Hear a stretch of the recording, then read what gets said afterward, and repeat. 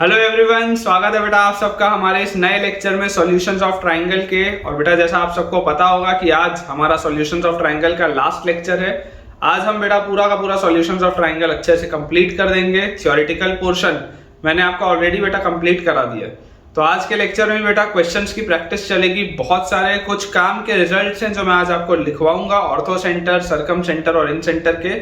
और उसके बाद बेटा क्वेश्चन जैसे ही खत्म हो जाएंगे तो फिर आज का लेक्चर भी खत्म हो जाएगा। और इन केस मान लीजिए बेटा मुझे कोई भी और ऐसे अच्छे सवाल लगे जो आपको करने चाहिए तो उसके लिए मैं आपको प्रैक्टिस शीट शेयर करूंगा, उसमें आप उसको बना सकते हैं। तो चलिए बेटा लेक्चर की शुरुआत करते हैं। लेकिन शुरुआत करने के पहले अब तक हमारे जितने भी बेटा स्टूडेंट्स ने हमारा टेलीग्राम चैनल ज्वाइन नहीं किया है, सबसे पहले बेटा आप हमारे टेलीग्राम चैनल को ज्वाइन करिए, जिसका लिंक आपको नीचे डिस्क्रिप्शन बॉक्स में दिख रहा होगा।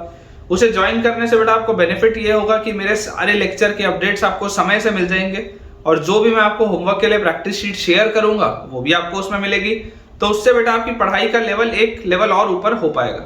ठीक है, चलिए स्टार्ट करते हैं। मैं यहाँ पे सवाल लिखता हूं, तब तक आप जल्दी से वीडियो को लाइक कर दो। तो अपने पास बेटा जो पहला क्वेश्चन आज के दिन का दिया हुआ है, आपको बेटा प्रूव करना है। ठीक है, आपको प्रूव करना है, प्रूव दैट फर्स्ट क्वेश्चन है अपने पास, prove that delta is equal to R1 R2 R3 upon, prove that delta is equal to R1 R2 R3 upon root over sigma R1 R2। ये बेटा अपने को प्रूव करना है। ठीक है, delta is equal to R1 R2 R3 upon root over sigma R1 R2। अब बेटा देखिए, इस बात को आपको समझना पड़ेगा कि एक रिजल्ट आपको ऑलरेडी पता है। वी नो दैट, ये प्रीवियस रिजल्ट है बेटा, मैंने आपको लिखाया है। We know that sigma R1 R2 जो होता है बेटा, दिस इज S स्क्वायर। ये मैंने आपको पहले डिराइव कराया है। जिस दिन मैं आपको बेटा एक्स सेंटर्स पढ़ा रहा था उस दिन मैंने आपको ये डिराइव कराया है कि सिग्मा R1 R2 की वैल्यू होती है S स्क्वायर। तो अगर सिग्मा R1 R2 की बेटा वैल्यू S स्क्वायर है तो मतलब कि आपको प्रूव क्या करना है। तो अब आपको बेटा प्रूव करना है, टू प्रूव में आपके पास लिखा है delta is equal to R1 R2 R3 upon, नीचे अगर S स्क्वायर था उसका रूट मतलब S। ये अपने को प्रूव करना है। ठीक है क्या, ये बेटा अपने को प्रूव करना है। तो यार देखो यहाँ पर आपके पास लिखा हुआ है RHS में। अगर मैं RHS को ध्यान से देखूं तो R1 क्या होता है बेटा, R1 क्या होता है, तो आप अगर याद करेंगे तो R1 होता है बेटा डेल्टा बाय S माइनस है।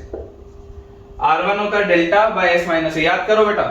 वैसे बेटा अगर आप R2 देखेंगे तो R2 देखो क्या आ जाएगा, R2 will be delta by S minus B.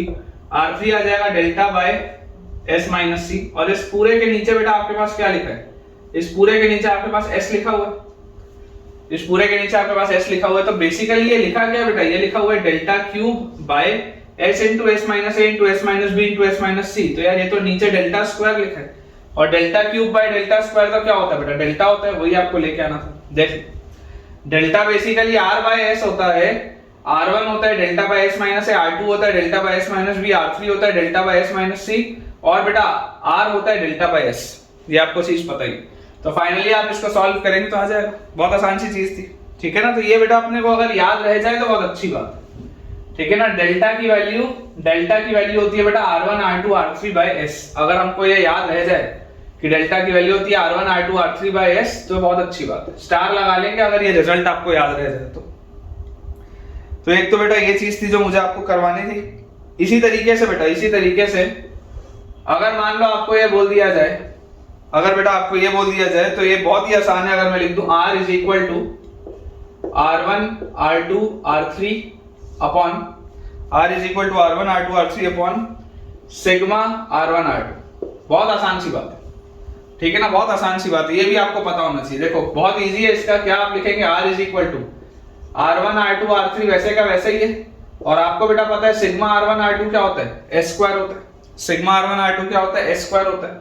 और थोड़ी देर पहले बेटा आपको ये मैंने बताया था कि R होता है delta by S।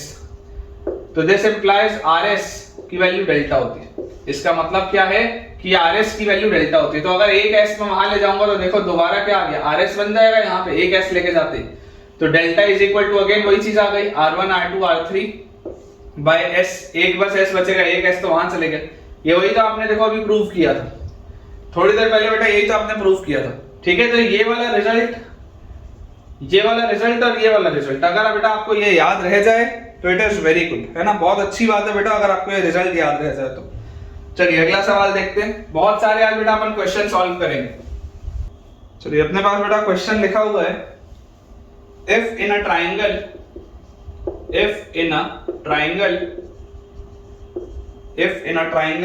R1 is equal to R2 plus R3 minus R, R1 is equal to R2 plus R3 plus R कर लो, R1 is equal to R2 plus R3 plus R, prove that the triangle is right angled, ठीक है क्या, ये बेटा अपने को proof करना है। If R1 is equal to R2 plus R3 plus R, तो यार देखो बहुत इजी सा बेटा ये थॉट प्रोसेस होना चाहिए आपके पास कि R1 होता है delta y s minus a, this should be equal to R2 होता है delta y s minus b, R3 होता है delta y s minus c और R होता है बेटा डेल्टा y s। बहुत आसान सी ये चीज मैंने आपके लिए लिखी है। तो डेल्टा तो बेटा आप कॉमन लेके कट कर सकते हो, कोई बात ही नहीं है इसमें, तो डेल्टा तो आप कॉमन लेके हटा सकते हो। एक बार बेटा जैसे ही आपने डेल्टा वाली चीज हटा दी तो यार यहां से देखो बेटा डेल्टा वाली चीज हटाते ही अब इसको मैं क्या लिख सकता हूं, इसको मैं ऐसा लिख सकता हूं कि 1 बाय s माइनस a, ये वाले टर्म को उस साइड ले आते हैं तो minus 1 by s is equal to 1 by s minus b plus 1 by s minus c लिख सकते हैं। सिंपली सॉल्व बस करना। सॉल्व करने के लिए बेटा आप देखो एलसीएम अगर लोगे तो s minus a upon s into s minus a is equal to s minus c plus s minus b upon s minus b into s minus, ये आएगा अपने पास, ठीक है क्या, ये चीज आ जाएगी। तो यार यहां से s और माइनस s तो कट गया और यहां पर देखो आपके पास माइनस और माइनस मतलब ये आ गया a by s into s minus a is equal to, यहां पर हमारे पास आ जाएगा s और s 2s minus b minus c upon s minus b into s minus c, ठीक है, ये अपने पास आ जाएगा 2s minus b minus c upon s minus b into s minus c, ये चीज अपने पास आ गई बेटा। अब यार यहां से देखो ये जो 2s minus b minus c, आपको बेटा क्या पता है, आपको ये चीज पता है कि a plus b plus c जो होता है वो 2s होता है, a plus b plus c क्या होता है 2s होता है। तो 2s minus b minus c को आप क्या लिख सकते हो बेटा, आप इसको ऐसा लिख सकते हो a by s into s minus a is equal to 2s minus b minus c, this will be a by s minus b into s minus c, ऐसा लिख सकते हैं कि a by s minus b into s minus c। यार यहां से ये a से a भी गया तो मेरे पास आ गया s minus b into s minus c upon s into s minus a, this is equal to 1। और ये बेटा जो पूरी चीज लिखी हुई है क्या लिखी हुई है, आप अगर इसको देखोगे तो s minus b into s minus c by bc वो होता था बेटा आपके पास साइन स्क्वायर a बाय 2, है ना, s minus b into s minus c upon bc जो होता था बेटा वो होता था साइन स्क्वायर a बाय 2 और s into s minus a by bc होता था cos स्क्वायर a बाय 2। तो यार ये sin square a by 2 by cos square a by 2 ये तो लिखा हुआ, मतलब this is tan square a by 2। tan square a by 2 का बेटा वैल्यू 1 है मतलब tan a by 2, tan a by 2 का वैल्यू 1 है मतलब a बाय 2 का वैल्यू 45 डिग्री। तो यहां से बेटा a का वैल्यू क्या आ जाएगा 90 डिग्री। ये चीज अपने को देखो प्रूव करनी, ध्यान से देख लो बेटा, यही चीज आपको यहाँ पर लेके आना था, ठीक है। तो बहुत आसान से सवाल है और मजा आएगा बेटा आज आपको लेक्चर में। देखिए अगला बेटा अपने पास क्वेश्चन लिखा है, प्रूव दैट लिखा हुआ है a cos a plus b cos b plus c cos c, a cos a plus b cos b plus c cos c by a plus b plus c, this is equal to small r by capital R, ठीक है। हमको बेटा ये वाली चीज prove करनी, a cos a plus b cos b plus c cos c by a plus b plus c is equal to small r by capital R। देखिए जैसे बेटा आप इसको अप्रोच करना स्टार्ट करेंगे तो आपको सबसे जो बेटा पहली चीज समझ में आ रही है वो क्या है बेटा, यहां से देखो अगर मैं LHS को पकड़ूं, LHS को बेटा अगर मैं ध्यान दूं तो LHS में मेरे पास लिखा हुआ है a cos a plus b cos b plus c cos c, a cos a plus b cos b plus c cos c by a plus b plus c, ये लिखा है। और यार मुझे हमेशा से पता है कि a को तो मैं 2r sin a लिख सकता हूँ, 2r sin a, और उसके साथ लिखा हुआ है cos a, प्लस b को मैं लिख सकता हूँ 2r sin b, 2r sin b और उसके साथ लिखा हुआ है cos b। c को बेटा मैं लिख सकता हूँ 2r sin c और उसके साथ बेटा मेरे पास लिखा हुआ है cos c। और नीचे बेटा डिनोमिनेटर में देखो a को आप लिखोगे again 2r sin a plus 2r sin b plus 2r sin c, तो 2r कॉमन और आपके पास आ गया sin a plus sin b plus sin c। देख लो बेटा ये चीज आपके पास आई, ठीक है। और जैसे बेटा ये चीज मेरे पास आई तो यार यहाँ से अब मेरे पास क्या आ गया, यहाँ से मेरे पास आ गया ऊपर से भी आप 2r तो मतलब r कॉमन लो, तो आपके पास आ गया sin 2a plus sin 2b plus sin 2c।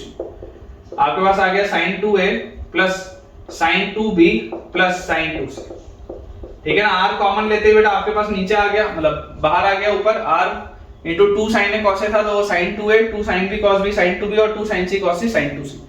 और नीचे मेरे पास लिखा हुआ है 2r sin a plus sin b plus sin c। अब यार मुझे बेटा एक चीज पता है, मुझे क्या पता है कि सिग्मा sin 2 है, सिग्मा sin 2 है क्या होता है बेटा, सिग्मा sin 2 होता है 4 प्रोडक्ट sin, ठीक है ना। अपने को ये चीज पता है ट्राइंगल के अंदर, मैंने आपको बार बार बोला है ट्रिग्नोमेट्रिकल आइडेंटिटीज आप पढ़ें, है ना। We know that sigma sin 2a is equal to 4 product sin a। Sigma sin 2a का बेटा जो वैल्यू होता है that is 4 product sin a। तो यहां से आपके पास आ जाएगा 4 इंटू r और प्रोडक्ट sin a मतलब sin a sin b sin c, ये आ गया अपने पास। और नीचे बेटा देखो डिनोमिनेटर में क्या लिखा हुआ है, डिनोमिनेटर में मेरे पास लिखा हुआ है 2r multiplied by sigma sin a लिखा हुआ है बेटा नीचे। तो सिग्मा sin a क्या होता है, सिग्मा sin a आपके पास होता है 4 प्रोडक्ट cos a by 2। ये सब याद होना चाहिए बेटा, सिग्मा sin a ये होता है 4 प्रोडक्ट cos a by 2। ये सब आपको मैंने कंडीशनल ट्रिग्नोमेट्रिकल आइडेंटिटीज में पढ़ाया हुआ है। तो यहाँ पर बेटा जो सिग्मा sin a लिखा हुआ है इसको आप लिख सकते हैं 4 प्रोडक्ट cos a by 2 मतलब 4 cos a by 2 cos b by 2 cos c by 2, ठीक है क्या। ये देख लो बेटा आप, ये आप ऐसे लिख सकते हो।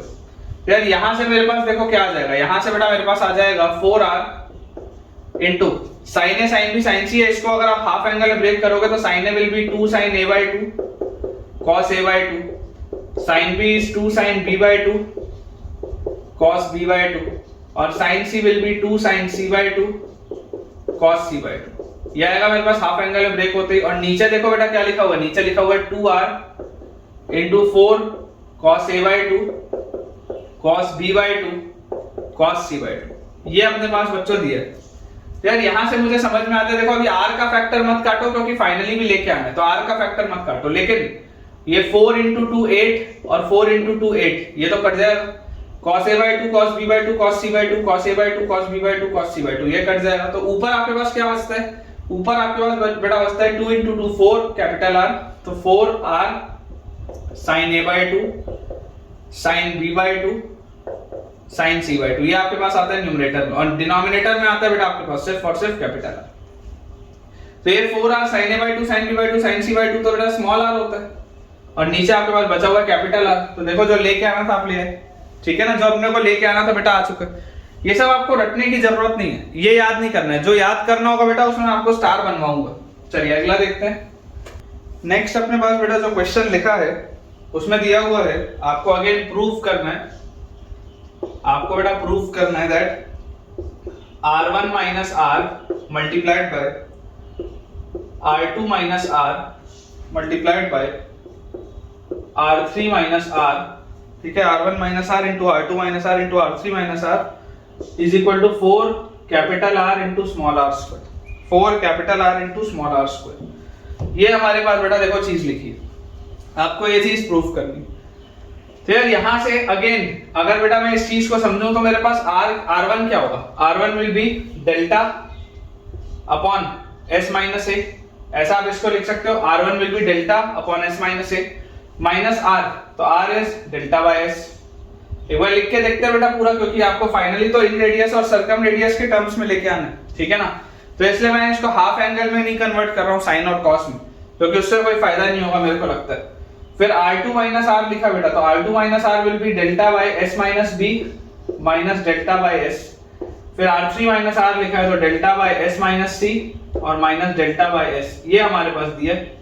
तो अगर बेटा ये चीज दी है तो देखो पहले ब्रैकेट से भी डेल्टा बाहर, दूसरे से भी डेल्टा बाहर, तीसरे से भी डेल्टा बाहर, तो अपने पास आ गया डेल्टा क्यूब। डेल्टा क्यूब तो निकल गया बाहर। अंदर एलसीएम लोगे तो s minus a upon s into s minus a, ये हमारे पास लिखा हुआ है, देख लो, s minus a into s upon s minus a. फिर यहाँ पर नीचे लिखा हुआ बेटा s minus b upon s into s minus b, और उसके बाद लिखा हुआ है s minus c upon s into s minus c. ये दिया है बेटा अपने पास, ठीक है क्या? तो यहां से यार ये minus S plus S minus S plus S plus S minus S, ये सब कट गया। तो अपने पास आ रहा है डेल्टा क्यूब, और न्यूमरेटर में क्या बच रहा है? माइनस ऑफ माइनस प्लस, तो ए बी सी, ऊपर आ रहा है ए बी सी, और नीचे मेरे पास क्या लिखा बेटा? s into s minus a into s minus b into s minus c. यार ये तो डेल्टा स्क्वायर, और उसके साथ मेरे पास क्या आ रहा है? देखो s into s minus a s minus b s minus c, तो डेल्टा स्क्वायर बन गया। दो s और बच रहे हैं बेटा, तो आप उसको s स्क्वायर लिख लो। आपके पास दो s और बच रहे हैं, आप उसको क्या लिख लो? s स्क्वायर लिख लो। अब बेटा अपने को एक चीज पता है, क्या अपने को पता है? ऑल्सो देखो ये डेल्टा स्क्वायर से डेल्टा क्यूब काटोगे तो एक डेल्टा आपके पास बचेगा, ठीक है? ऑल्सो आपको बेटा एक चीज पता है कि डेल्टा बाय एस क्या होता है? डेल्टा बाय एस तो स्मॉल r होता है। डेल्टा बाय एस क्या होता है बेटा? Delta by S small r होता है, and capital R is equal to ABC by 4 delta. Capital R क्या होता है बेटा? Capital R is ABC by 4 delta. ये बेटा अपने को देखो चीज पता है। तो यार यहां से जो मैं लिख सकता हूं, यहां से बेटा मैं क्या लिख सकता हूं? देखो आपको यहां पर अगर मैं बोल दूं कि आप डेल्टा स्क्वायर से मल्टीप्लाई कर दो और डेल्टा स्क्वायर से डिवाइड भी कर दो, मैं आपको बोल रहा हूं कि आप बेटा इसको डेल्टा स्क्वायर से, या चलो डेल्टा से कर लो, डेल्टा से मल्टीप्लाई कर दो और डेल्टा से डिवाइड भी कर दो। तो यार यहां से आपके पास देखो क्या आ जाएगा? न्यूमरेटर में आ जाएगा डेल्टा स्क्वायर और इनटू एबीसी, और नीचे आपके पास आ जाएगा डेल्टा और एस स्क्वायर। ये आएगा आपके पास डेल्टा से डिवाइड मल्टीप्लाई करते ही। तो ये जो delta square by S square है बेटा, delta square by S square को तो आप आर स्क्वायर लिख सकते हैं, और ये जो एबीसी बाय डेल्टा लिखा है, एबीसी बाय डेल्टा को आप 4 कैपिटल आर लिख सकते हैं। तो आ गया क्या? देखो जो लेके आना था, 4 into capital R into small R square, same चीज आती है। बहुत आसान सा सवाल, ठीक है? एक और देखते हैं इसी पैटर्न का। प्रूफ दैट में ये बेटा अपने पास लिखा हुआ है कि a times R R one plus R2 R3, a times R1 plus R2 R3 is equal to b times R2 plus R3 R1 is equal to c times R3 plus R1 R2। ये बेटा आपको proof करना है। तो अपन ऐसा करते हैं बेटा, सबसे पहले तो किसी एक को अपन सॉल्व करते हैं, किसी एक को बेटा अपन सॉल्व करते हैं, देखते क्या आ रहा है। तो अगर मैं पहले वाले टर्म को पकड़ूं कि a times R1 plus R2 R3 मेरे पास लिखा है फर्स्ट टर्म, तो this will be a into r is delta by s, R1 is delta by s minus a plus R2 is delta by s minus b, R3 is delta by s minus c। ये अपने पास लिखा है। तो a के साथ बेटा delta square तो आ गया कॉमन, देख लो अब ये डेल्टा स्क्वायर दोनों में से कॉमन आ गया बाहर। अंदर आपके पास क्या बचा? अंदर आपके पास बचा 1 by s into s minus a plus 1 by s minus b into s minus c. ये आपके पास आ रहा है अंदर, ठीक है? ये बेटा चीज अपने पास आ रही है। तो अपने पास आ गया a times delta square, LCM अगर आप लेओगे बेटा तो आपके पास आएगा s minus b s minus c plus s into s minus a upon नीचे क्या लिखा हुआ है? s minus a s minus b s minus c। ये लिखा है अपने पास। ये बेटा देखो पूरी चीज लिखी है। और यार यहां से आपको एक चीज बेटा समझ में आती है एकदम क्लियरली। वो चीज क्या है? वो चीज ये है कि यार s into s minus a into s minus b into s minus c तो डेल्टा स्क्वायर के बराबर होता है। तो ये तो कैंसिल आउट हो जाएगा। तो इफेक्टिवली मेरे पास बचा a टाइम्स, अब अंदर देखो बेटा अंदर क्या लिखा है, इसको अगर मैं ओपन अप करूं थोड़ा सा तो अपने पास आ जाएगा s और s, तो s स्क्वायर फिर minus bs minus cs plus bc plus s square minus as। ये आ रहा है अपने पास पूरा एक्सपैंड करते।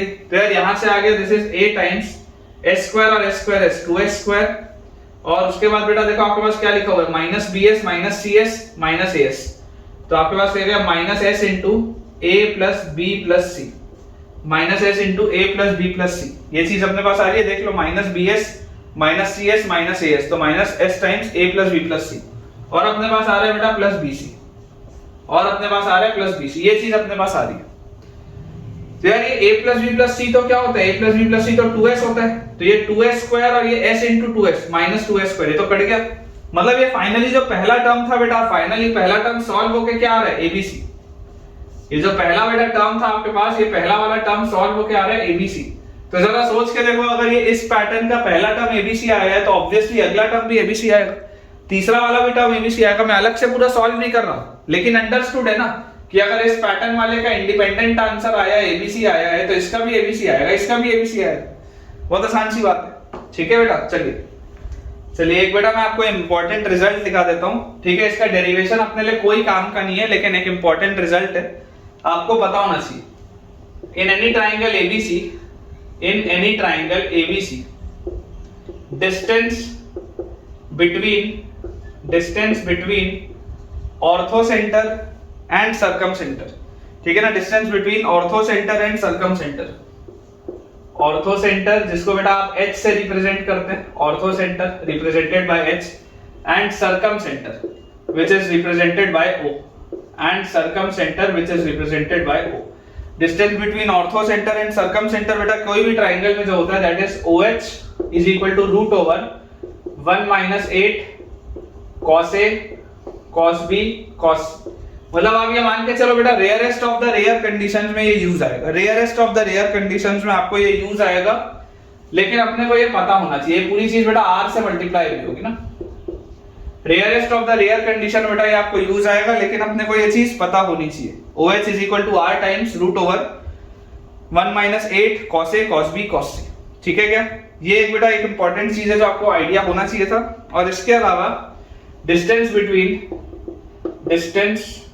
बिटवीन अगला बेटा अपने को देखना है distance between circumcentre and incentre, between circumcentre represented by O, circumcentre and incentre, ठीक है। Distance between circumcentre and incentre, तो ये बेटा आपके पास जो OI आएगा, OI this will be root over capital R square minus 2 into capital R into small r। ये बेटा दो ऐसे रिजल्ट्स हैं जो इन जनरल बेटा यूज नहीं आते, है ना। इन जनरल बच्चों ये रिजल्ट्स यूज नहीं आते, लेकिन हमें फिर भी बेटा एक आइडिया होना चाहिए, क्योंकि अगर गलती से भी ये यूज आ गया तो आपको ये डिराइव तो आप देखो कर नहीं सकते पेपर में, आपके पास उतना टाइम तो होगा नहीं, है ना, डिराइव करने का। तो ये बेटा चीज अपने को पता होनी चाहिए। चलिए अगला सवाल अब बेटा देखते हैं अपन। क्वेश्चन बेटा अपने पास लिखा है in triangle ABC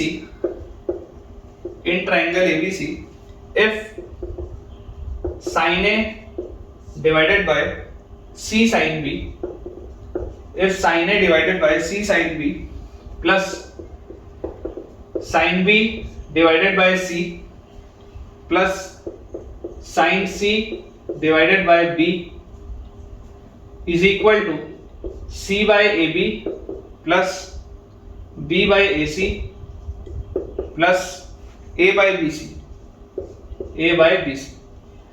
then the value of angle A is, then angle A का बेटा आपको वैल्यू बताना है। एंगल A का बच्चों आपको वैल्यू बताना है। मैं आपको ऑप्शंस दे देता हूं। First option is 120 degree, second option is 90 degree, third option is 60 degree and बेटा फोर्थ ऑप्शन इज 30 डिग्री। ये अपने पास बेटा चार ऑप्शंस दिए हुए हैं। ये सवाल लिखा है in triangle ABC if sin A by C sin B plus sin B by C plus sin C by B is equal to, ये चीज आपको दी हुई है। तो बेटा इसको थोड़ा सा अगर अपन सॉल्व करें, सबसे पहले आप देखो आपको RHS साइड में कहीं पर भी sin A sin B sin C नहीं दिख रहा। तो अगर आपको sin A sin B sin C नहीं दिख रहा तो आप साइन लॉ का इस्तेमाल करते हुए इन्हें यहां से हटाओ, इन्हें आप यहां से हटाओ। तो आपको बेटा क्या पता है कि A by sin A is equal to B by sin B is equal to C by sin C is equal to 2R होता है। हमको ये चीज पता है, ठीक है ना, हमको बेटा ये चीज पता है। तो अगर बेटा ये चीज होती है तो अब आप LHS को देखो। LHS आपके पास क्या है, sin A को आप क्या लिख सकते हो, A by 2R, sin A को आप लिख सकते हो A by 2R divided by C times sin B क्या है बेटा, sin B will be B by 2R और उसके बाद plus sin B by C plus sin C by B। तो sin B को आप बेटा क्या लिख सकते हो, sin B will be sine B will be b by 2r upon c, और प्लस आपके पास यहाँ पर देखो बेटा क्या लिखा है साइन c बाय b, तो साइन c क्या आएगा, साइन c आपके पास आ जाएगा यहाँ से c by 2r और बाय b, ये आपके पास बेटा चीज लिखी है। और RHS में इसकी वैल्यू अपने को दी हुई है c by ab plus b by ac plus a by bc, ये अपने को दिया हुआ है। तो यार ये 2r से ये 2r को आप हटा दो, ठीक है, तो यहां से आपके पास आ गया a by bc, पहला टर्म आ गया a by bc प्लस यहाँ पे देखो बेटा ये 1/2r और 1/2r कॉमन है, तो आप 1/2r बाहर निकालो, अंदर क्या बचेगा आपके पास, अंदर आपके पास बचेगा b by c plus c by b is equal to c by ab plus b by ac plus a by bc, ये आएगा आपके पास। यार ये a by bc इस a by bc से तो कट गया, ये तो कैंसिल आउट हो गया। अब क्या बच रहा है, ये वाला बेटा जो टर्म है ये लिखा हुआ है 1/2r इनटू एलसीएम लोगे तो b square plus c square by bc is equal to, यहां पर बेटा अगर आप एलसीएम लोगे तो नीचे एक c मिसिंग है तो आप क्या आएगा ऊपर c स्क्वायर, यहां पे b मिसिंग है तो प्लस आएगा b स्क्वायर अपॉन abc, ये आएगा। अब आपको बेटा एक चीज पता है कि क्योंकि ट्राइंगल के साइड्स की बात हो रही है तो small a small b small c कुछ भी जीरो नहीं हो सकता, तो अगर ये BC और ये BC तो आप काट सकते हो क्योंकि इनकी वैल्यू जीरो नहीं हो सकती। वैसे ये b square plus c square इस c square plus b square से भी आप काट सकते हो क्योंकि इसकी वैल्यू जीरो नहीं आ सकती। तो आपके पास आ क्या रहा है बेटा, आपके पास आ रहा है यहाँ से दिस एम्प्लाइज ये a बचा है और यहाँ पे 2r बचा है, बाकी इधर सब कट गया इधर भी सब कट गया, तो आपके पास आ रहा है a by 2r is equal to 1। और a by 2r तो क्या है, a by 2r क्या है बेटा, a by 2r तो आपके पास sin a है, this is equal to sin a। तो यार अगर sin a की वैल्यू 1 हो गई तो एंगल a कितना होगा बेटा, 90 डिग्री होगा क्या, देखो यही तो पूछ रहे थे, एंगल a की तो बेटा वैल्यू अपने से पूछी जा रही थी, तो दैट विल बी 90 डिग्री। ठीक है, क्लियर होना चाहिए बेटा। अगला सवाल देखते हैं। नेक्स्ट अपने पास बच्चों क्वेश्चन लिखा हुआ है, in a triangle ABC, in a triangle ABC angle A is greater than angle B, ये अपने को दिया हुआ है that angle A is greater than angle B। फिर लिखा है if the measures of angle A and angle B, if the measures of angle A and angle B satisfy the equation,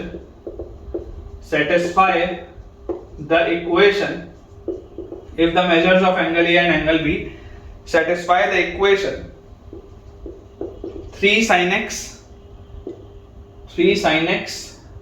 minus 4 sin cube x, 3 sin x minus 4 sin cube x is equal to k, where k belongs to 0 to 1, where k belongs to 0 to 1, then angle C is question mark। angle C का बेटा आपको value बताना है। पहला option है हमारे पास पाई by 3, दूसरा option हमको दिया हुआ है पाई बाय 2, तीसरा ऑप्शन हमारे पास दिया हुआ है 2 पाई बाय 3, और फोर्थ ऑप्शन बेटा जो हमको दिया दैट इज 5 पाई बाय 6। ठीक है क्या, ये बेटा अपने को बताना है। देखिए आपको बोला जा रहा है एंगल A एंगल B से बड़ा है और एंगल A और एंगल B इस इक्वेशन को सेटिस्फाई कर रहे हैं। अब यार ये इक्वेशन क्या लिखा है, ये इक्वेशन तो थोड़ा जाना पहचाना से इक्वेशन लिखा है 3 sin x minus 4 sin cube x is equal to k, थोड़ा जाना पहचाना से नहीं लग रहा इक्वेशन। कैसे जाना पहचाना से कि यार ये तो sin 3x लिखा है, sin 3x क्या होता है 3 sin x minus 4 sin cube x, तो sin 3x की वैल्यू मुझे k दी हुई है और इसको सेटिस्फाई कर रहा है एंगल A और एंगल B, मतलब बेटा sin 3a का वैल्यू भी k होगा और sin 3b का वैल्यू भी आपके पास क्या होगा, k होगा। ये बात तो फिक्स हो गई कि sin 3a का वैल्यू भी हमारे पास k आएगा और sin 3b का वैल्यू भी हमारे पास k आएगा। आप बेटा दोनों इक्वेशन को सब्ट्रैक्ट जैसी करेंगे तो आप बोल सकते हैं sin 3a minus sin 3b will be equal to k minus k is 0 बोल सकते हैं। और sin c minus sin d क्या होता है, sin c minus sin d होता है 2 cos c plus d by 2, 2 cos c plus d by 2 sin c minus d by 2, sin c minus d by 2, 2 cos c plus d by 2 sin c minus d by 2, this is equal to 0। अब यार सोच के बेटा देखो अगर ये 0 के बराबर आ रहा है, अगर बच्चों ये वाली चीज आपके पास 0 के बराबर आ रही है तो यहां से हमको मिलेगा क्या, यहां से हमको मिलेगा कि यार या तो ये वाला फैक्टर 0 होगा या तो ये वाला फैक्टर 0 होगा, दोनों में से कुछ एक 0 होगा। तो if sine of 3a minus 3b by 2 is equal to 0, अगर मान लो बेटा ये चीज 0 हुई तो यहां से आपके पास सॉल्व करोगे तो आ जाएगा a equal to b, which is not possible क्योंकि आपको दिया हुआ है a जो है वो b से बड़ा है। देख लो अगर आप इसको सॉल्व करोगे तो साइन 0 ऑफ 0 होता है, तो ये पूरी चीज की वैल्यू 0 होगी, तो a और b बराबर आ जाएगा, लेकिन आपको एंगल a b से बढ़ा दिया हुआ है। इसका मतलब बेटा आप बोल सकते हैं कि cos of 3a plus 3b by 2 इसकी वैल्यू 0 होगी 100%। और cos किसका 0 होता है बेटा? cos 90 डिग्री का 0 होता है। ठीक है, अगर आप cos का ग्राफ देखोगे तो cos 0 आता है यहां पे और यहां पे, ये आता है बेटा पाई बाई 2 पे और ये आता है 3 पाई बाई 2 पे। अब इस पूरे की वैल्यू 3 पाई बाई 2 तो हो नहीं सकती, आप देख लो, चलो करके देख लो, या तो 3a प्लस 3b बाई 2 की वैल्यू पाई बाई 2 होगी या इसकी वैल्यू 3 पाई बाई 2 होगी। ये बात आती है समझ में? तो अगर बेटा मैं पूरी चीज को 2/3 से मल्टीप्लाई कर दूं, 2/3 से, तो a प्लस b की वैल्यू क्या आ जाएगी? 2/3 से अगर मैं मल्टीप्लाई कर दूं इस पूरी चीज को तो 2/3 करते ही आ जाएगी इसकी वैल्यू या तो पाई/3 या पाई। अब जरा सोच के देखो, क्या a प्लस b की वैल्यू कभी पाई हो सकती है क्या? अगर a प्लस b बेटा पाई हो गया तो एंगल c 0 हो जाएगा, जो कि पॉसिबल नहीं। तो a प्लस b की वैल्यू पाई/3 होगी, मतलब एंगल c की वैल्यू पाई माइनस पाई/3 इज 2 पाई/3। ठीक है, क्या देख लो बेटा, a plus b plus c पाई होता है ना, तो अगर a प्लस b पाई/3 है 60 डिग्री है तो एंगल c 120 डिग्री आ जाएगा, दैट इज 2 पाई/3। Option c is the right answer बेटा, 2 पाई/3 आपके पास आंसर आएगा। ठीक है, आई होप बेटा आपको चीजें समझ में आ रही होंगी, मजा आ रहा होगा आपको।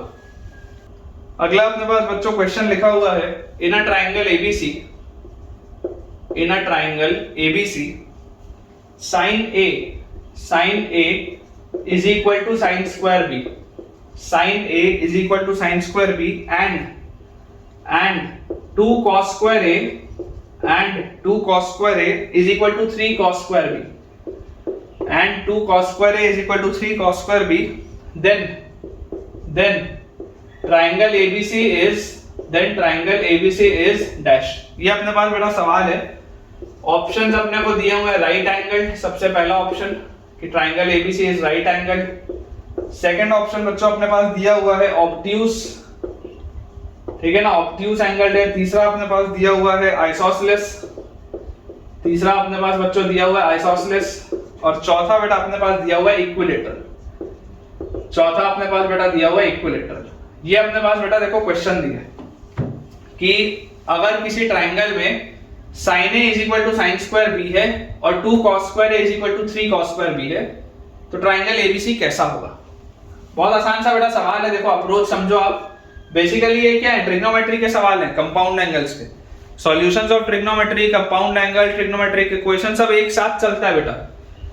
तो यहां से बेटा आप देखो ये चीज समझ सकते हो कि आपको दिया हुआ है कि sin A का वैल्यू sin स्क्वायर B के बराबर है सबसे पहले, एंड दूसरा हमारे पास दिया हुआ है 2 cos square A is equal to 3 cos square B। तो यार यहां से मुझे क्या समझ में आता है कि twice of cos square A को आप लिख सकते हो 1 minus sin square A is equal to thrice of cos square B को आप लिख सकते हो 1 minus sin square B, लिख सकते हैं। प्रयास बेटा मुझे ये करना है कि मैं पूरे को एक एंगल में लेके आ पाऊं और फिर सॉल्व कर पाऊं। तो यहां से आ जाएगा 2 minus 2 sin square A, 2 minus 2 sin square A is equal to 3 minus 3 sin square B। तो sin square B तो sin A के बराबर था, तो यहाँ पे आप sin A लिख दो, इस sin square B के बदले आप यहाँ पर बेटा sin A लिख दो, एक ही बात है। तो यार यहाँ से अपने पास आ जाएगा कि अगर आप बेटा एक साइड लेके जाएं और सॉल्व करें तो 2 sin square A, RHS में सब लेके जा रहे हैं, minus 3 sin A, 2 sin square A minus 3 sin A और plus 3 minus 2 is plus 1, this is equal to 0। तो यहां से बेटा आपके पास ये sin A में आपको क्वाड्रेटिक दिख रहा है, तो 2 sin square A minus 2 sin A minus sin A plus 1 is equal to 0। तो 2 sin A आप कॉमन निकालोगे, अंदर आपके पास आएगा sin A minus 1, फिर minus 1 आप कॉमन निकालोगे, अंदर आपके पास आ जाएगा sin A minus 1, this is equal to 0। तो बेटा आपके पास sin A का वैल्यू आएगा या तो हाफ या तो sin A का वैल्यू आएगा 1। sin A का वैल्यू आएगा या तो हाफ या तो बेटा sin A का वैल्यू आएगा 1। अब देखो अगर sin A का वैल्यू हाफ है, अगर बेटा sin A का वैल्यू हाफ है तो एंगल A आपके पास आ गया 30 डिग्री, sin 30 हाफ होता है। और अगर sin A का बेटा वैल्यू हाफ है तो sin स्क्वायर B भी हाफ है, तो देयरफॉर sin स्क्वायर b जो होगा, sin स्क्वायर b भी हाफ होगा, इसका मतलब sin b जो होगा, sin b will B 1/√2, sin b will B 1/√2। तो यार यहां से आपके पास बेटा एंगल b जो आएगा वो या तो 45 डिग्री आएगा या तो 135 डिग्री आएगा। सोच लो, ध्यान से बेटा सोच लो, एंगल b जो आएगा वो या तो 45 डिग्री होगा 1/√2 के लिए या तो 135 डिग्री होगा 1/√2 के लिए। तो इससे बेटा एंगल c आपके पास जो आ जाएगा वो क्या आएगा, अगर ये 30 है ये 45 है तो कितना हो गया टोटल 75। तो या तो एंगल c 105 डिग्री आ जाएगा, या यहां पर देखो 30 डिग्री और 135 डिग्री 165 डिग्री, या तो ये आ जाएगा 15 डिग्री। मतलब कि एंगल a 30 होगा तो एंगल b 45 होगा तो एंगल c 105 होगा। अगर एंगल a 30 है एंगल b 135 है तो एंगल c 15 डिग्री होगा। ये हो गया आपका केस 1। या आपके पास क्या हो सकता है, sin a का वैल्यू 1 भी हो सकता है। तो अगर बेटा sin a का वैल्यू 1 हुआ तो एंगल a तो हो गया 90 डिग्री, तो यहां से आपके पास sin स्क्वायर b भी 1 हो गया। देखो अगर sin a का बेटा वैल्यू 1 हुआ तो sin स्क्वायर b का वैल्यू भी तो 1 होगा, इसका मतलब sin b का वैल्यू 1 तो b भी 90 degree. This is not possible. एक ट्राइंगल में बेटा दो एंगल्स 90 डिग्री नहीं आ सकते, एक ट्राइंगल के अंदर दो एंगल्स 90 डिग्री नहीं आ सकते, दिस इज नॉट पॉसिबल। इसलिए बेटा इकलौता आपका जो केस है वो यही वाला है कि angle a 30 angle b 45 angle c 105, या angle a 30 angle b 135 angle c 15 degree. दोनों ही इन केसेस में बेटा आप ये समझ सकते हैं कि जो ट्राइंगल आपके पास बन रहा है दैट इज ऑब्ट्यूज एंगल। जो बेटा ट्राइंगल आपके पास आ रहा है दैट इज ऑब्ट्यूज एंगल। इधर देखो ये 90 डिग्री से बड़ा है, इधर ये वाला एंगल 90 डिग्री से बड़ा है, तो दोनों ही केस में बेटा आपके पास ट्राइंगल जो आएगा that will be obtuse angle. Next अपने पास बेटा जो क्वेश्चन दिया हुआ है that is in a triangle with sides a b c। अच्छा सवाल है बेटा, स्टार लगा लेंगे। In a triangle with sides a, b, c, a semicircle touching the sides in a triangle with sides a, b, c, a semicircle touching the sides a semicircle touching the sides AC and CB, a semicircle touching the sides AC and CB is inscribed whose diameter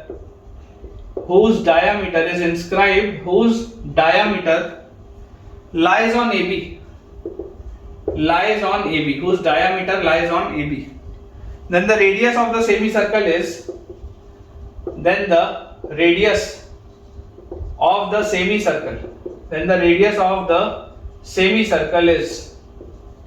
dash। ये बेटा आपके पास सवाल है। Then the radius of the semicircle is dash।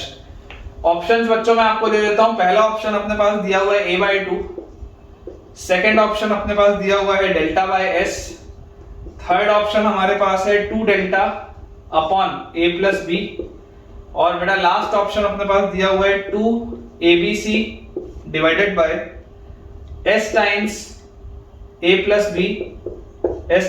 Plus b multiplied by cos a/2 cos b/2 cos c/2।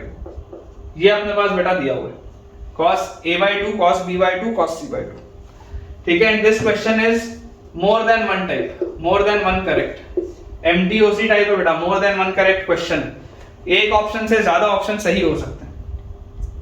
तो एक बार बेटा अपन इसका figure बनाने का देखो प्रयास करते हैं। अपने पास दिया हुआ है ना triangle with sides ABC, a semi circle touching the sides AC and CB is inscribed whose diameter lies on AB। ठीक है, तो आपको बेटा एक बोला जा रहा है कि एक ट्राइंगल के अंदर आपने सेमी सर्कल इंस्क्राइब किया। आपके पास इस तरीके से एक ट्राइंगल, ठीक है, इस तरीके से बेटा आपके पास एक ट्राइंगल दिया हुआ है। लेट अस से this is A, this is B, this is C। तो B के सामने वाला साइड B, C के सामने वाला साइड C, A के सामने वाला साइड A। आपको बोला जा रहा है in a triangle with sides ABC, एक नॉर्मल सा बेटा ट्राइंगल है, a semi circle touching the sides AC and CB, a semi circle touching the sides AC and CB। तो आप ऐसा करो बेटा, थोड़ा सा ना इसका नेमिंग अपन चेंज कर देते हैं। अपन सेमी सर्कल को अगर इधर पर टच कराएं AC एंड CB के लिए, तो आप इसका नेमिंग थोड़ा सा घुमा दो। यहां पर आप C कर लो, यहां पर आप A कर लो, यहां पर आप B कर लो। तो उससे बेटा आपके पास ये वाला साइड आ जाएगा स्मॉल a, ये वाला आपके पास साइड आ जाएगा स्मॉल b, और ये वाला साइड आ जाएगा स्मॉल c, ताकि थोड़ा सा आराम से आपको समझाते बने। और semi circle touching the sides AC and CB, तो AC और CB को टच करता है एक सेमी सर्कल, ठीक है, एक AC और बेटा इसको टच करता है एक सेमी सर्कल, ये एक सेमी सर्कल आपने बनाया, ठीक है ना, ये अपन ने एक सेमी सर्कल को बेटा कंस्ट्रक्ट किया इस तरीके से, ये अपना आ गया यहाँ पे एक सेमी सर्कल। अब इस सेमी सर्कल की बेटा बात हमको बोली जा रही है कि ये सेमी सर्कल अगर इसको टच कर रहा है, is inscribed whose diameter lies on AB, इसका डायमीटर बेटा AB पर लाई करता है, ये जो है ये इसका डायमीटर है जो किस पे लाई कर रहा है, AB पर इसका डायमीटर लाई कर रहा है। तो मतलब अगर ये बेटा आपके सेमी सर्कल का सेंटर होगा तो ये रेडियस R होगा यहां तक, पूरा नहीं यहां तक, और ये भी बेटा आपके पास रेडियस R होगा, और जहां पर ये टच कर रहा होगा बेटा परपेंडिकुलर होगा, यहाँ पर भी रेडियस R होगा, और यहाँ पर जो टच कर रहा होगा ये भी परपेंडिकुलर होगा और रेडियस R होगा, क्योंकि आपको पता है सर्कल पर जहां टेंजेंट डलता है वहां पर रेडियस और टेंजेंट पॉइंट ऑफ कांटेक्ट पे 90 डिग्री का एंगल बनाते हैं। तो लिखा हुआ है then the radius of the semicircle is, आपको बच्चों इस R की वैल्यू को बताना है। देखिए अप्रोच समझिए बेटा, अच्छा सवाल है, अप्रोच समझिए। इस ट्राइंगल का एरिया क्या होगा बेटा, इस ट्राइंगल का एरिया अगर मैं डेल्टा बोलूं, एरिया ऑफ ABC, ट्राइंगल के एरिया को बच्चों अगर हम डेल्टा बोलें तो मुझे एक चीज समझ में आती है कि यार अगर मैं बेटा इसको यहां से ज्वाइन कर दूं, लेट अस से this is point D, let us से दिस इज पॉइंट D, अगर मैं C और D को ज्वाइन कर दूं तो मैं बोल सकता हूं delta will be area of triangle ADC plus area of triangle BDC। Delta जो होगा बेटा, ये जो डेल्टा होगा पूरे ट्राइंगल का एरिया, बड़े वाले ट्राइंगल का एरिया क्या होगा, ये छोटे वाले ट्राइंगल का एरिया ADC प्लस ये वाले छोटे वाले ट्राइंगल का एरिया BDC, ये चीज अपने पास आएगी। तो यार यहां से आप देखो delta is equal to area of triangle ADC क्या दिख रहा है, हाफ बेस इनटू हाइट दिख रहा है क्या, ये हाइट देखो R है, बेस इसका B, तो ये आ गया half BR plus area of triangle BDC बेटा अगर आप देखोगे तो हाफ इनटू बेस A और हाइट R है, तो हाफ AR, ये दिख रहा है अपने को। तो यहां से बेटा डेल्टा अपने पास आ गया half R A plus B, ठीक है, डेल्टा की वैल्यू क्या आ गई, half R A plus B, और यहां से बेटा R की वैल्यू अपने पास आ जाएगी 2 delta by A plus B। R की वैल्यू अपने पास क्या आ जाएगी, R की वैल्यू अपने पास आ जाएगी बच्चों 2 delta by A plus B। तो यार ये वाला ऑप्शन तो बिल्कुल सही है, R की वैल्यू आ जाएगी 2 delta by A plus B, ये तो बिल्कुल सही है। और आपको पता है कि इस पूरे की वैल्यू A/2 तो आ नहीं सकती क्योंकि आपको कोई वैल्यू दी नहीं है, इस पूरे की वैल्यू डेल्टा बाय S भी नहीं आ सकती, अलग से तो बेटा ऐसा आपके पास दिया हुआ नहीं है कुछ। इसमें बेटा आपको एक चीज ध्यान रखनी है कि आप इसको कंफ्यूज नहीं करेंगे ना, डेल्टा बाय एस जो होता है बेटा वो इन रेडियस होता है, delta by S is in radius, यहां पर स्मॉल r कुछ और है। अगर आपको थोड़ा भी कंफ्यूजन हो रहा हो तो आप बेटा यहां स्मॉल r के बदले x मान लो, कोई दिक्कत नहीं है। अगर आपको किसी बच्चे को थोड़ा भी कंफ्यूजन हो रहा हो बेटा तो आप स्मॉल r के बदले x मान सकते हैं, क्योंकि इन रेडियस के लिए बेटा ये ट्राइंगल के अंदर पूरा सर्कल इंस्क्राइब होना चाहिए, इन रेडियस के अंदर, इन रेडियस के लिए बेटा ट्राइंगल के अंदर पूरा सर्कल आना चाहिए सेमी सर्कल में, तो आप इसको x मान लो। अगर किसी को भी बेटा थोड़ा भी कंफ्यूजन आ रहा है तो आप यहाँ पर इसको x मान लीजिए, ठीक है ना, आप इसको बेटा अगर x मान लेंगे तब भी कोई दिक्कत नहीं है। तो यहाँ से आपके पास x की वैल्यू आ जाएगी 2 delta by A plus B, ठीक है ना, x की वैल्यू आ जाएगी जो इसका रेडियस होगा that will be 2 delta by A plus B, आप ऐसा मान लो। तो डेल्टा बाय S तो हो नहीं सकता, इन रेडियस के बराबर तो है नहीं, A/2 भी नहीं है। अब लास्ट वाला ऑप्शन बेटा आपको चेक करना पड़ेगा, लास्ट वाले अगर आप ऑप्शन को देखोगे तो आपको इसको थोड़ा सा चेक करना पड़ेगा, चेक करके देखते हैं। देखो ये क्या लिखा हुआ है, 2ABC upon S times A plus B, 2ABC into 2ABC upon S times A plus B, cos A/2, cos A/2 क्या होता है बेटा, cos A/2 होता है root over S into S minus A by BC। उसके बाद cos B/2 होता है root over S into S minus B by AC। cos C/2 होता है बेटा root over S into S minus C by AB, यही आता है क्या, cos A/2, cos B/2, cos C/2। तो यार यहां से मेरे पास देखो क्या आ जाएगा, ये लिखा हुआ है 2ABC upon S times A plus B, 2ABC upon S times A plus B। अच्छा यहाँ पर बेटा आपके पास लिखा हुआ है ये एक S और एक S, ये रूट S और ये वाला रूट S, ये तो मल्टीप्लाई होकर S बना लेंगे, और उसके बाद लिखा है root S, S minus A, S minus B, S minus C, यार ये तो डेल्टा होता है। और नीचे क्या लिखा हुआ है, A 2 बार है, B भी 2 बार है, C भी 2 बार है, तो रूट के बाहर आएगा तो ABC आएगा। थोड़ा बेटा ध्यान से आप ऑब्जर्व कर लो जो मैंने लिखा है। तो यहां से बच्चों आपके पास से ABC और ABC कट गया, ये S से ये S कट गया, और ये वाला भी ऑप्शन देखो बेटा सिंपलीफाई होके क्या आ रहा है, 2 delta by A plus B। ये वाला भी बेटा जो आपके पास ऑप्शन है वो सिंप्लीफाई होके क्या आ जा रहा है 2 delta by a plus B, मतलब कि option C and option D दोनों ही सही है बेटा।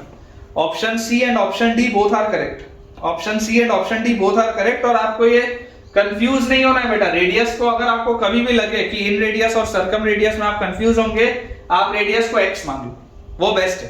तो आपको ये चीज समझ में आ जाएगी कि यार 2 delta by a plus B कभी भी डेल्टा बाई s के बराबर तो आ नहीं सकता है ना। 2 delta by a plus B बेटा डेल्टा बाई s के बराबर आ नहीं सकता, ऐसा कोई स्पेशल फिगर तो आपको ये दिया नहीं, और वैसे वो a बाई 2 के बराबर भी नहीं आ सकता।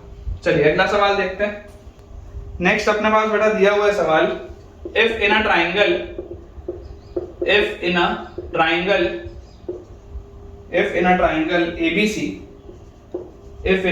ABC, CD is the angular bisector of angle A. CD is the angular bisector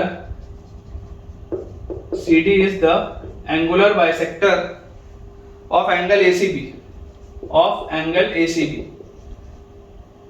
Then CD equals to question mark. Options बच्चों में आपको दे देता हूं, हालांकि आपको रिजल्ट भी याद होगा, a plus B by 2ab cos c by 2।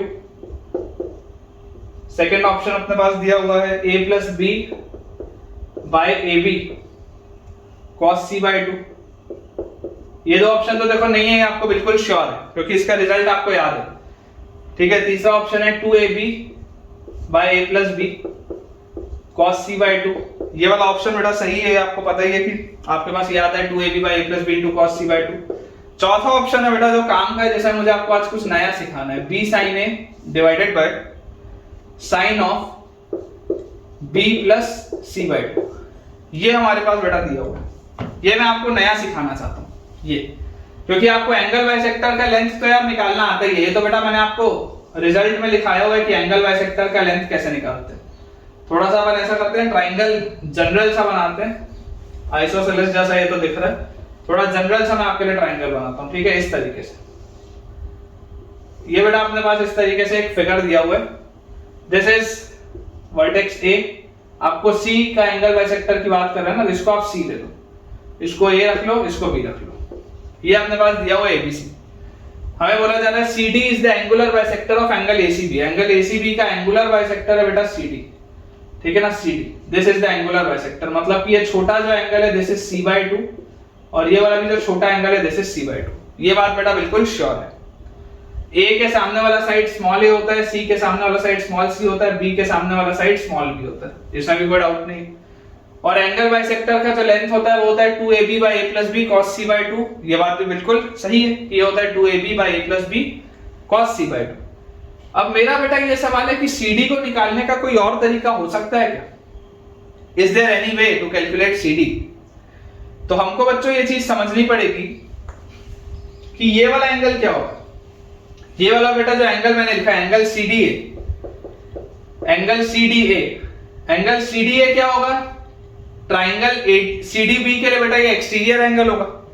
ये वाला जो ट्राइंगल है CDB, इसके लिए एक्सटीरियर एंगल होगा, और एक्सटीरियर एंगल का सम क्या होता है? दो इंटीरियर एंगल्स के बराबर होता है, मतलब आप इस एंगल को बोल सकते हो B प्लस C बाई 2, ठीक है क्या? देखो ये B प्लस C बाई 2 को ये फील आनी चाहिए देख के, ये जो B प्लस C बाई 2 लिखा है इसको देखकर ये फील आनी चाहिए कि B प्लस C बाई 2 आखिर एंगल है कौन सा।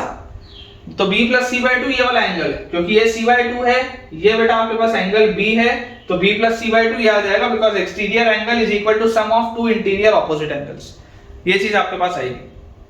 तो यार अगर बेटा मैं यहां पर लिख लेते हैं B प्लस C बाई 2, अगर बच्चों मैं आपको बोलता हूं कि अपन ऐसा कोशिश करते हैं कि साइन लॉ लगाते हैं, sine law in triangle ADC, triangle ADC के अंदर अपन साइन लॉ लगाते हैं। तो साइन लॉ क्या बोलता है?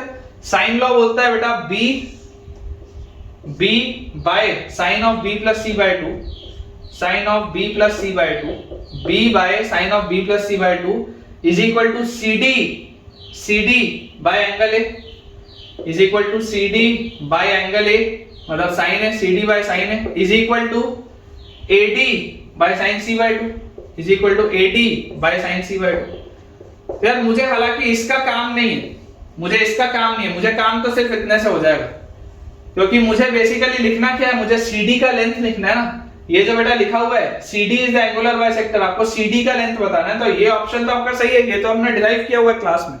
लेकिन अगर मुझे CD का लेंथ लिखना है तो यहां से क्या मैं CD के लेंथ को इसका यूज करते हुए क्या बेटा मैं CD के लेंथ को B sin A divided by sin of B plus C by 2 लिख सकता हूं क्या? सोचो, B sin A divided by sin of B plus C by 2, यही तो लिखा बेटा ऑप्शन डी, चेक कर लो ध्यान से। B sin A divided by sin of B plus C by 2, यही तो बेटा अपने को ऑप्शन लिखा हुआ है, ऑप्शन डी जो है।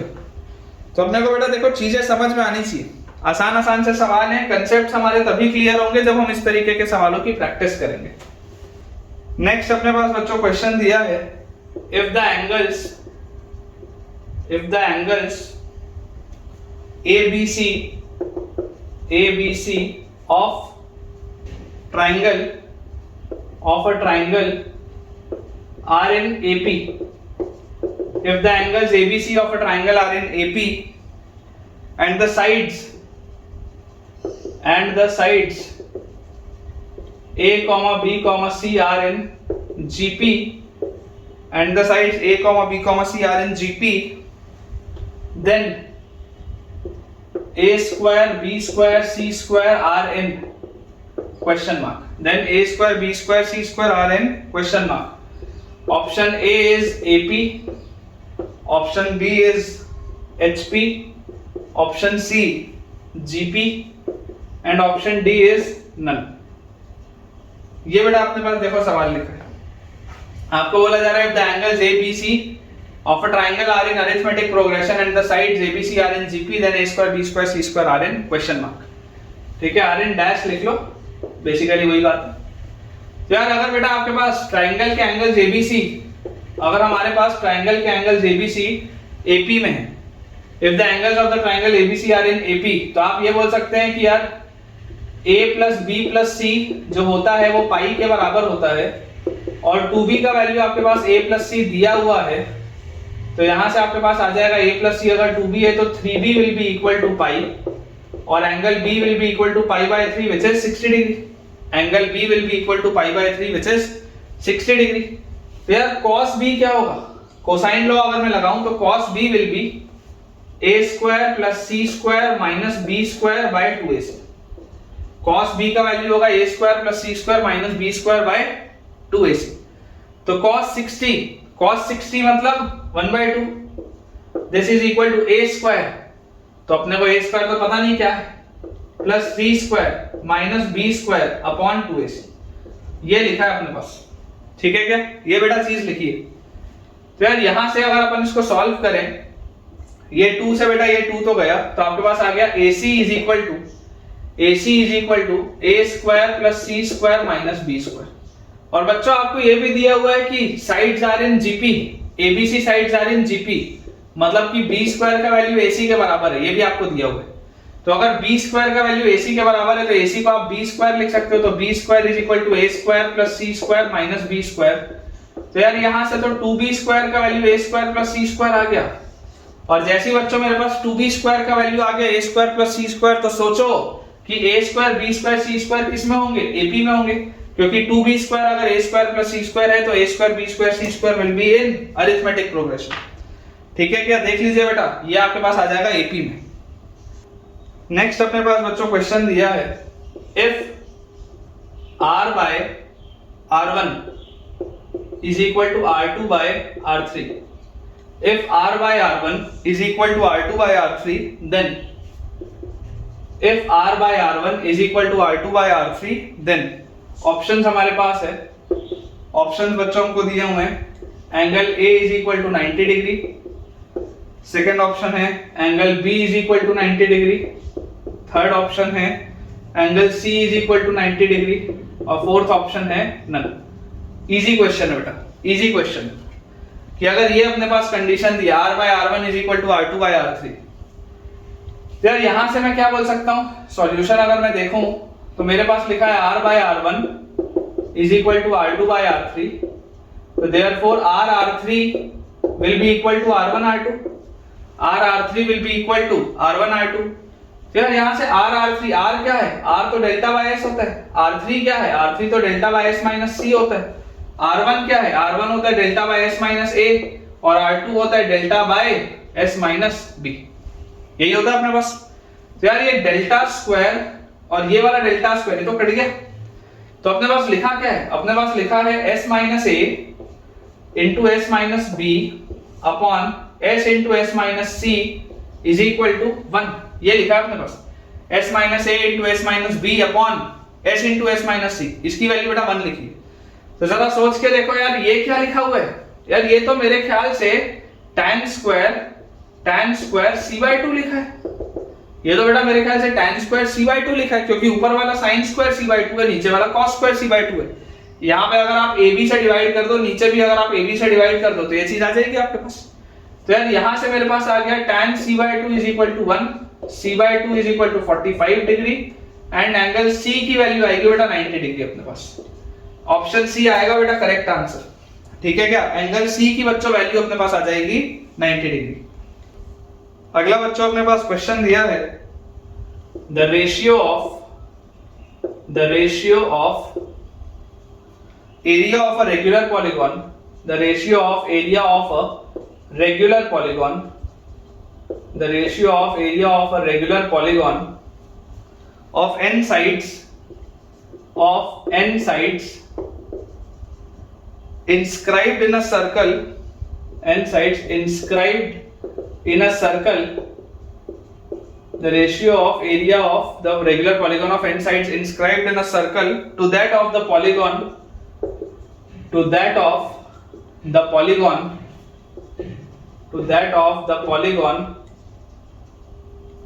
of the same number of sides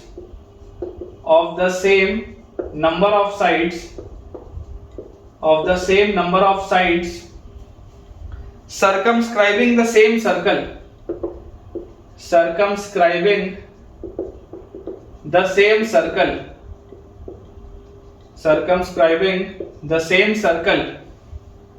is 3:4, then the value of n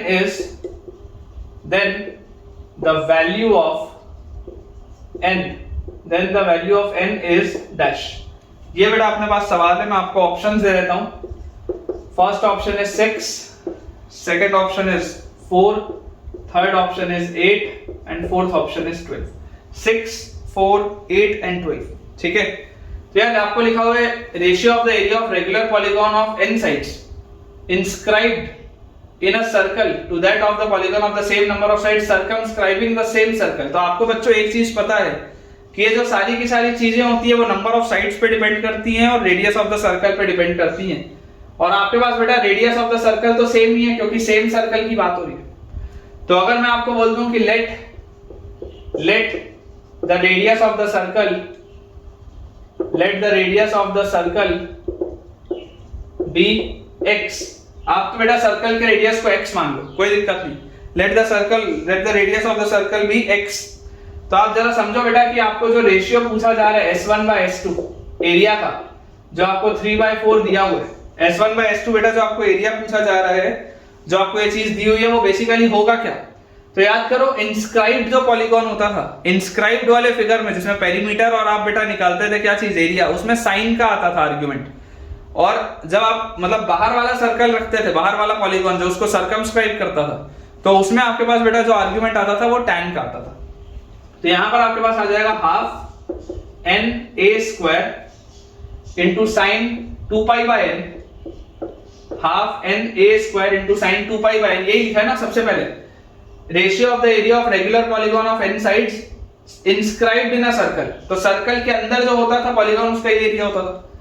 उसके बाद लिखा है to that of the polygon of the same number of sides circumscribing the same circle, तो बाहर वाला बेटा जो पॉलीगॉन होता है उसका एरिया होता है na स्क्वायर tan π/n, उसका एरिया आपके पास क्या आता है na स्क्वायर tan π/n, और ऊपर वाले का आता है बेटा आपके पास half na square sin 2π/n, ठीक है। अगर मान लो आपको रिजल्ट याद ना भी हो तो आप आराम से इसको डिराइव कर सकते हैं। बेसिकली देखो जो पूरा का पूरा खेल है वो किस पे डिपेंडेंट है, नंबर ऑफ साइड्स पे और रेडियस ऑफ द सर्कल पे। लेंथ ऑफ साइड से आपको नहीं फर्क पड़ रहा है, पॉलीगॉन का कितना बड़ा साइड का लेंथ है उससे आपको यहाँ पर फर्क नहीं पड़ रहा है, वो एंगल देख लेगा। नंबर ऑफ साइड्स का पूरा खेल है, नंबर ऑफ साइड्स और रेडियस ऑफ द सर्कल का। देख लो, नंबर ऑफ साइड्स का और रेडियस ऑफ द सर्कल का, बाकी और किसी चीज से कोई मतलब नहीं। तो यार यहां से na स्क्वायर से na स्क्वायर तो गया, तो आपके पास क्या लिखा हुआ है, this implies 3/4 is equal to 3/4 is equal to 1/2 into sin 2 pi by n is 2 sin pi by n cos pi by n divided by नीचे जो लिखा हुआ है tan pi by n, this is sin pi by n upon cos pi by n, घूम के ऊपर आ जाएगा तो क्या आ जाएगा cos square pi by n। ठीक है, तो यार यहां से 2 से ये 2 कटा, sin पाई बाय n से sin पाई बाय n कटा, तो यार यहां से मेरे पास cos square pi by n की वैल्यू कितनी आ गई, cos square pi by n की वैल्यू आ गई अपने पास 3/4। cos square pi by n की वैल्यू आ गई अपने पास 3/4, मतलब कि cos पाई बाय n बच्चों जो आएगा आपके पास cos pi by n, that will be, इसका रूट लेते ही √3/2, cos pi by n will be √3/2, और √3/2 बेटा किस में होता है, याद करो, sin 60 डिग्री होता है, sin 60 डिग्री होता है मतलब cos 30 डिग्री होता है, मतलब आप यहां पर लिखेंगे cos पाई बाय 6। तो यार कंपेयर अगर करोगे तो n का वैल्यू क्या आ जाएगा, 6 आ जाएगा। क्या देख लो, n का वैल्यू 6 आ जाएगा बेटा, कंपेयर करते ही n का वैल्यू 6 आ जाएगा। ये रिजल्ट अगर आपको याद ना भी हो तो कोई दिक्कत नहीं है बेटा, यहाँ पर रेडियस x है ना, ये रेडियस x है बेटा, ठीक है, अपन ने रेडियस x लिया, तो this will be half nx square into sin 2 pi by n upon nx square into sin into tan pi by n, radius है x है, ठीक है, ये आपका हो जाएगा बेटा। तो आपको जो भी देखो इसमें बेटा कुछ भी कंफ्यूजन हो रहा होगा कहीं पर भी, आप बेटा बेशक कमेंट सेक्शन में मुझसे पूछ सकते हैं, कोई दिक्कत की बात नहीं। नेक्स्ट अपने पास बेटा क्वेश्चन लिखा है, स्टार लगा लेंगे, अच्छा सवाल है, लिखा हुआ है in a scalene acute triangle, in a scalene acute triangle, एकदम जनरल सा फिगर है बेटा, in a scalene acute triangle ABC, in a scalene acute triangle ABC, it is known that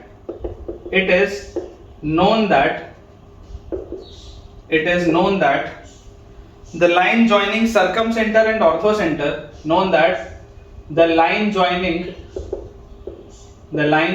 circumcenter and orthocenter, the line joining circumcenter and orthocenter, अब इसका बीच का distance आपको याद होना चाहिए, थोड़ी देर पहले बताया था क्या होता है, r into root over 1 - 8 cos a cos b cos c, उसका इस सवाल में यूज पड़े नहीं पड़े उससे फर्क नहीं पड़ता, लेकिन याद होना चाहिए।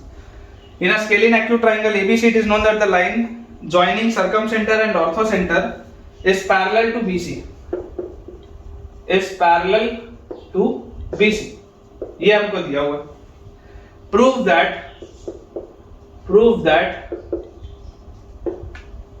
the angle A belongs to π/3 open से π/2 open, angle A belongs to π/3 open से π/2 ओपन। अच्छा सवाल है बेटा, आपको बोला जा रहा है एक स्केलिन एक्यूट ट्राइंगल में अपन एक ऐसा एक्यूट ट्राइंगल बना लेते हैं इस तरीके का, इस स्केलिन एक्यूट ट्राइंगल में ये वर्टेक्स A, ये वर्टेक्स B, ये vertex C, it is known that the line joining circumcentre and orthocentre. अब इमेजिन करो बेटा, यहां पर आपके पास कहीं पर आ गया ऑर्थोसेंटर H और यहां पर कहीं पर आपके पास आ गया सर्कमसेंटर O, जरूरी नहीं है सेम पॉइंट्स हो। इक्विलेटरल जो ट्राइंगल होता है बेटा, जो इक्विलेटरल आपके पास ट्राइंगल होता है, इक्विलेटरल ट्राइंगल में ऑर्थोसेंटर, सर्कमसेंटर, सेंट्रोइड सब सेम पॉइंट होते हैं, लेकिन बाकी ट्राइंगल में ऐसा नहीं होता, ठीक है ना, ये चीज बेटा अपने को याद रखनी है। तो अपने पास आ गया, it is known that the line joining circumcentre and orthocentre is parallel to BC। तो ये वाली जो लाइन है O और H को बेटा ज्वाइन करने वाली जो लाइन है वो BC के पैरेलल है। पैरेलल लाइंस को बेटा आप इस तरीके से देखो बनाते हैं, ऐसा एरो लगा के, अगर नहीं पता था तो मैं बता देता हूं, पैरेलल लाइंस को आप इस तरीके से ऐसा एरो अगर आप बना दिया, इसका मतलब ये दोनों लाइंस क्या होंगी, पैरेलल होंगी। ये चीज आगे अब ये कोऑर्डिनेट ज्योमेट्री अपन जो कल से पढ़ेंगे उसमें भी आएगा। तो यहाँ पर अपन ऐसा एरो लगा लेते हैं, ठीक है, these two lines are parallel, आपको दिया हुआ line joining circumcentre and orthocentre is parallel to BC, prove that the angle A इज π/3 से π/2 के रेंज में। तो आप बच्चों मुझे एक बात बताओ कि H से लेकर यहां BC तक की दूरी जो होगी और O से लेकर जो BC तक की दूरी होगी, दोनों सेम होगी। ये बात तो अपने को आती है समझ में कि अगर मैं परपेंडिकुलर डिस्टेंस निकालूं, perpendicular distance of H from BC will be equal to perpendicular distance of O from BC। इसमें तो यार कोई भी डाउट नहीं होना चाहिए, H से बेसिकली उसकी जो दूरी होगी वही दूरी उसकी O से भी होनी चाहिए, बहुत ऑब्वियस सी बात है, क्योंकि ये दोनों लाइंस पैरेलल है तो पैरेलल लाइंस के बीच में डिस्टेंस सेम होता है। अब बच्चों आप याद करके बताओ कि यार ऑर्थो सेंटर से साइड की दूरी क्या होती थी, 2r cos b cos c। ये तो मैंने आपको डायरेक्टली रिजल्ट लिखाया था, याद करो। ऑर्थो सेंटर की दूरी वर्टेक्स से होती थी 2r cos a, ortho centre की दूरी साइड से होती थी 2r cos b cos c। जब मैंने आपको ऑर्थो सेंटर और पीडल ट्रायंगल बताया था तब वाली चीज बताई थी।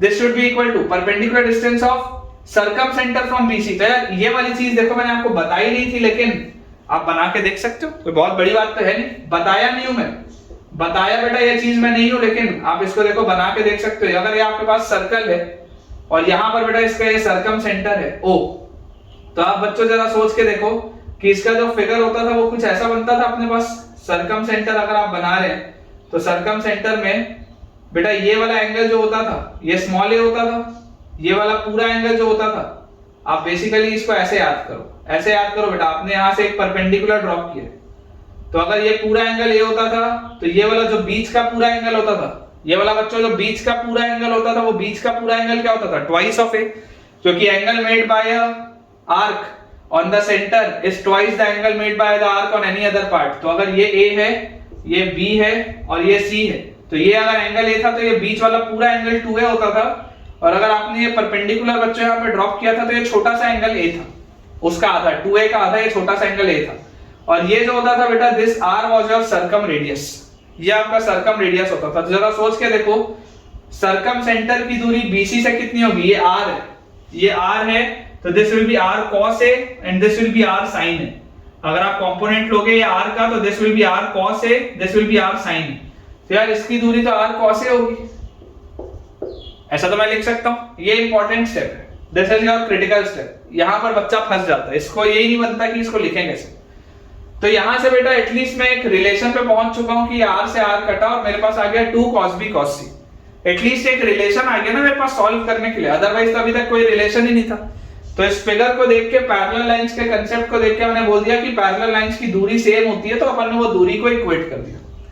2 cos b cos c होता है बेटा cos b plus c plus cos b minus c, this is equal to cos a, ये हमारे पास है। और cos b plus c क्या होता है, cos b plus c, अगर एक ट्राइंगल की बात हो रही है तो cos b plus c को आप बोल सकते हैं pi minus a plus cos b minus c is equal to cos a। तो cos of 180 minus theta is minus cos theta, तो this will be minus cos a, उधर जाएगा तो 2 cos a, तो हमारे पास आ जाएगा 2 cos a will be cos b minus c। देख लो ध्यान से, ये cos b minus c एक साइड में है और cos of pi minus a is minus cos a एक साइड चला जाएगा, तो this will be cos a और cos a मतलब 2 cos a। तो यार यहां से मुझे क्या चीज समझ में आ रही है, मुझे एंगल a का बताना है, एंगल a कहां से कहां मूव कर रहा है।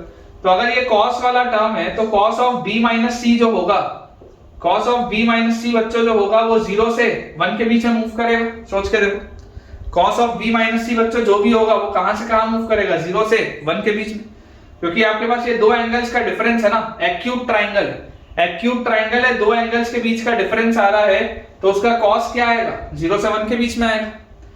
अच्छा, अगर cos of b minus c 0 से 1 के बीच में आ रहा है, इसका मतलब therefore twice of cos a भी जो होगा, twice of cos a भी 0 से 1 के बीच में होगा, क्योंकि cos of b minus c और twice of cos a बराबर है। तो यार यहां से मैं बोल सकता हूं कि cos a बेटा जो आपके पास आएगा वो 0 से हाफ के बीच में आएगा। यहां से आपके पास cos a की वैल्यू कहां से कहां आएगी, 0 से हाफ, और 0 से हाफ में अगर बेटा आपके पास cos आ रहा है तो ये इसका ग्राफ होता था, यहां पर ये बेटा 0 है, यहां पर ये π/2 है, और हाफ पे cos की बेटा वैल्यू हाफ कब होती है, तो 60 डिग्री पे हाफ होती है, ठीक है ना, 60 डिग्री पे हाफ होती है, मतलब यहाँ पे आएगा कहीं पे π/3, जहां पर इसकी वैल्यू क्या होगी, हाफ होगी। तो यार आपको बोला जा रहा है कि cos a जो है वो 0 से हाफ के बीच में मूव हो रहा है, इतने हिस्से में मूव हो रहा है 0 से हाफ के बीच में। cos a बेटा 0 से हाफ के बीच में मूव हो रहा है, तो उसमें आप देख सकते हो कि देखो 0 पर इसकी वैल्यू कितनी है, 0 पर इसकी वैल्यू है π/2, तो यहाँ आ गया आपके पास π/2, और उसके बाद हाफ पर इसकी वैल्यू कितनी है, π/3, और cos क्योंकि एक डिक्रीजिंग फंक्शन था तो देख लो आप इनइक्वालिटी का साइन क्या हो गया, रिवर्स हो गया। cos एक बेटा डिक्रीजिंग फंक्शन था, तो देखो इनइक्वालिटी का साइन क्या हो गया, रिवर्स हो गया। हाफ पे वैल्यू π/3 होती थी, वो इधर आ गई, और 0 पे वैल्यू π/2 होती थी, वो वहां चले गई। तो यही तो अपने को बेटा प्रूफ करना था कि जब आप इतने से इतने के बीच में मूव कराओगे, π/3 से π/2 के बीच में, तो cos का मूवमेंट इतने में होगा, और इतने में जो मूवमेंट है वो कहां से कहां है, 0 से हाफ में। ठीक है क्या, देख लीजिए। चलिए बेटा एक अपन लास्ट क्वेश्चन करते हैं, फिर आज का लेक्चर एंड करेंगे। ऐसे सवाल मेरे पास बहुत सारे हैं, लेकिन सब कुछ बेटा करा पाना पॉसिबल नहीं है। तो अब अपन जो प्रैक्टिस शीट्स और टेस्ट लेना मैं आपके स्टार्ट करूंगा, उसमें मैं आपको ये वाले क्वेश्चंस देके क्लियर करवा दूंगा। तो लास्ट क्वेश्चन बेटा आज का अपने पास लिखा है, if x, y, z are respectively the distances x, y, z are respectively x, y, z are respectively the distances of the vertices of triangle ABC from its orthocenter, triangle ABC from its orthocenter, then prove that क्या हमको बेटा prove करना है।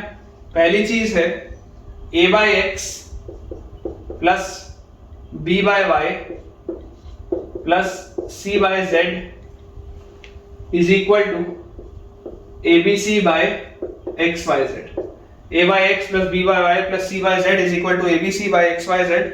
और बच्चों जो दूसरी चीज हमको प्रूव करनी है, that is x plus y plus z is equal to twice of capital R plus small r। x plus y plus z is equal to twice of capital R plus small r। ये बेटा अपने को prove करना है कि if x, y, z are respectively the distances of the vertices of triangle ABC from its orthocenter। तो यार आपको तो एक चीज पता है कि अगर ये डिस्टेंसेस हैं तो x की वैल्यू क्या आएगी, 2r cos a, y की बेटा वैल्यू आपके पास आएगी 2r cos b, और z की आपके पास वैल्यू आएगी 2r cos c। ये तो अंडरस्टूड है, इसमें तो कोई बात ही नहीं कि x will be 2r cos a, y will be 2r cos b and z will be 2r cos c। बहुत आसान सी बात है। अब अगर बेटा ये चीज हमारे पास आएगी तो आपके पास बच्चों ये बात समझिए कि a/x क्या होगा, a/x, तो a/x will be, a क्या होता है 2r sin a upon x क्या है 2r cos a। तो यार a/x तो आपके पास क्या आ रहा है, tan a आ रहा है, देख लो a/x आपके पास tan a आ रहा है। वैसे ही आप बेटा जब b/y निकालेंगे तो b/y आपके पास सॉल्व होके क्या आ जाएगा, tan b आ जाएगा, करके देख लो 2r sin b और नीचे 2r cos b। और बेटा c/z जो है, c/z आपके पास सॉल्व होके क्या आ जाएगा, tan c आ जाएगा, c/z आपके पास tan c आ जाएगा। तो आपको क्या बोला जा रहा है कि tan a plus tan b plus tan c, इसकी आपको वैल्यू बतानी है। तो यार ट्राइंगल के अंदर मैं तो ये बात जानता ही हूं ट्राइंगल के अंदर कि सिग्मा tan a की वैल्यू प्रोडक्ट tan a के बराबर होती है, ये तो मुझे पता है। ट्राइंगल के अंदर tan a plus tan b plus tan c is equal to tan a tan b tan c, ये तो होता है। इसका मतलब मैं बोल सकता हूं दैट RHS में जो आना चाहिए that will be tan a into tan b into tan c। तो tan a into tan b into tan c क्या आ जाएगा बेटा मेरे पास, tan a क्या है, tan a is a/x into b/y into c/z। तो यार ये तो आ रहा है ना abc अपॉन xyz, ये तो आ गया abc अपॉन xyz, ये तो लेके आना था। a/x plus b/y plus c/z is equal to abc by xyz, वही तो लेके आना था। तो ये तो आ गया पहला पार्ट। सेकंड पार्ट बच्चों अगर मैं देखूं तो मेरे पास लिखा है x plus y plus z, तो x plus y plus z will be 2r common, x plus y plus z will be 2r common, cos a plus cos b plus cos c, 2r common, cos a plus cos b plus cos c। तो यार यहां से आ जाएगा 2r। अच्छा sigma cos a क्या होता है, बहुत बार आ गया अब तो। सिग्मा cos a क्या होता है बेटा, सिग्मा cos a अपने पास होता है 1 plus small r by r, लिखाया है ये मैंने।